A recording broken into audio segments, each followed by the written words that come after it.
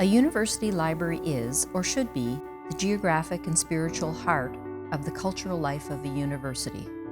That's what our fourth university president, Alan Valentine, said, and the River Campus Libraries is no exception. The libraries serve as the intellectual foundation and crossroads of learning and research at the University of Rochester. Rhees Library is the architectural masterpiece of the campus. There's always something wonderful to see in this building, whether it's the grille work, the wood detailing, the paneling, or the columns. It's clearly the iconic image for the university. Rhees Library is named for our third president, Rhees, who served from 1900 to 1935. He didn't originally want the building to be named for himself. The story is that there was literally a stonemason with a chisel waiting for the decision as to what the building would be named. And as soon as the Board of Trustees made its decision, he started carving. The groundbreaking was in 1927, and they opened the whole campus in 1930. When the building first opened in 1930, they knew that it was going to have to be added to, so there were always plans for there to be an addition. By 1960 or so, we actually started to have a space crunch, and it was decided that we had to start planning for an addition. The planning for it took a number of years, and we didn't actually dedicate it until 1970. The new portion of the building wraps around the old portion in a U shape and goes underground into levels A and B. We have approximately 3.5 million volumes, print volumes, and a lot of digital resources.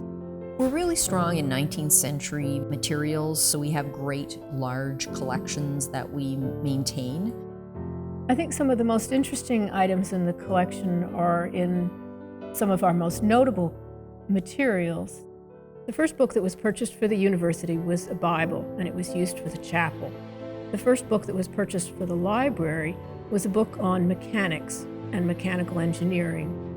One of our first major manuscript collections were the papers of Lewis Henry Morgan, who is often considered the father of American anthropology.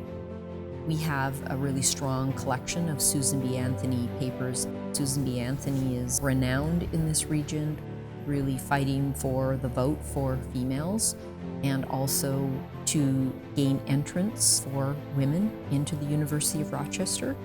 Also Frederick Douglass, who was a 19th century abolitionist positioned in the Rochester area. We have a lot of his papers and some of his North Star, which was a newspaper of that era.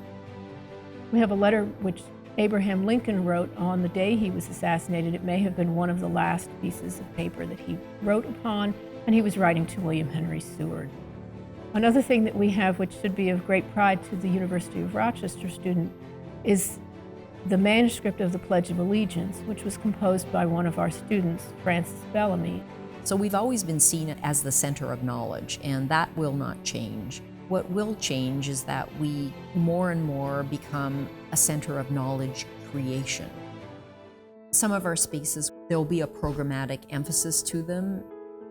When you think about how digital technologies changed our lives, I don't think I've seen another institution that integrates digital tools into the curriculum like we do at University of Rochester. We're creating a new way for them to be critical thinkers. They're using digital tools to extend their critical thinking and filter information and analyze it in new ways, and I think that those skills will be critical in the future. We have other spaces that are for other purposes, like the Gleason Library, which is a collaborative space that in many ways the students designed by indicating the types of learning spaces that they wanted. One of the areas that we're in the process of developing is called iZone. It's Imagination, Ideas, Innovation, and it is around developing students' skills. After they leave the university, they want to be able to create the future for themselves and solve the problems of the world.